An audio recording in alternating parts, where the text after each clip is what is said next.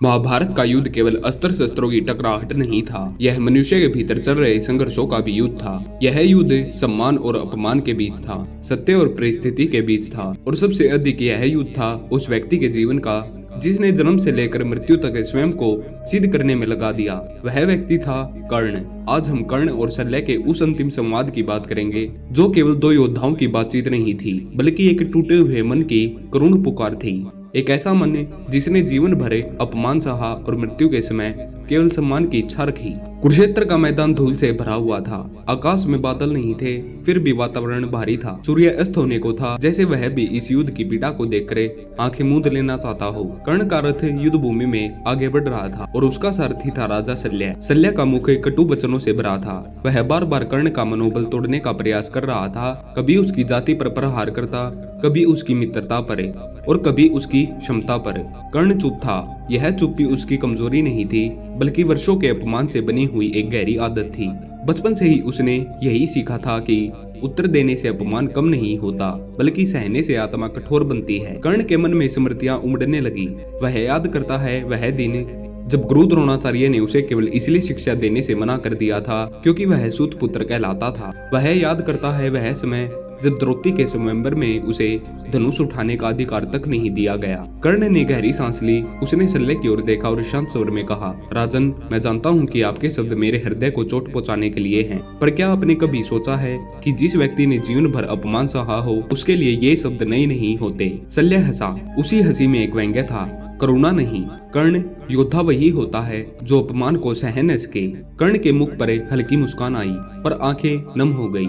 राजन, अपमान को मिटाने के लिए जन्म नहीं चाहिए, अवसर चाहिए, और अवसर उन्हें मिलता है जिनके नाम के साथ कुल जुड़ा होता है। मेरे नाम के साथ तो सदा प्रश्न चिन्ह लगा है। कर्ण का स्वर अब भारी हो चला था। युद्ध भूमि में अस्त्रों की आवाज के बीच उसकी पीड़ा स्पष्ट सुनाई दे रही थी। मैंने कभी दान देना नहीं छोड़ा, मैंने कभी मित्रता को धोखा नहीं दिया, मैंने कभी अपने पराक्रम से मुंह नहीं मोड़ा। फिर भी हर बार मुझे यही सुनने को मिला कि यह सूत पुत्र है, तू अधम है, तू अयोग्य है। शल्य कुछ क्षण के लिए मौन हो गया। शायद पहली बार उसे एहसास हुआ कि वह केवल एक योद्धा से नहीं बल्कि एक टूटे हुए मनुष्य से बात कर रहा हो।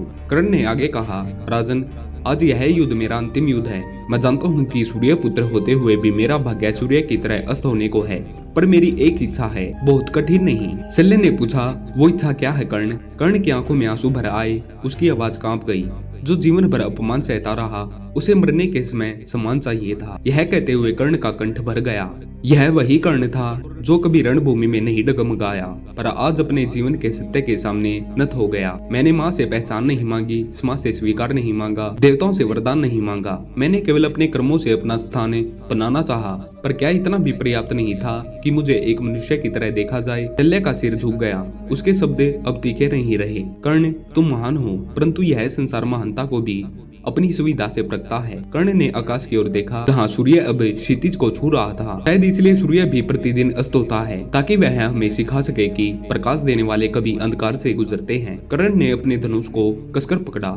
आज यदि मेरा अंत भी हो जाए तो मैं चाहता हूँ कि लोग मुझे मेरे जन्म से नहीं, मेरे कर्मों से याद करें।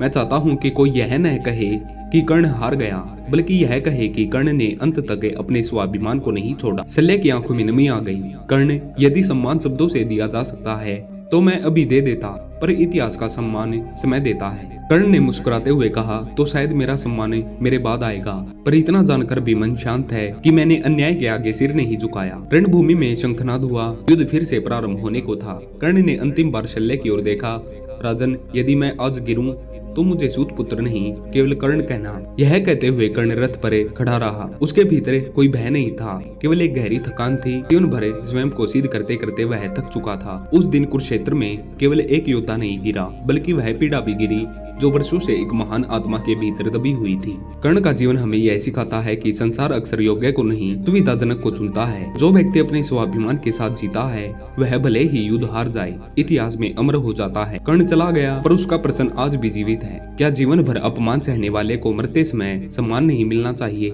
धन्यवाद।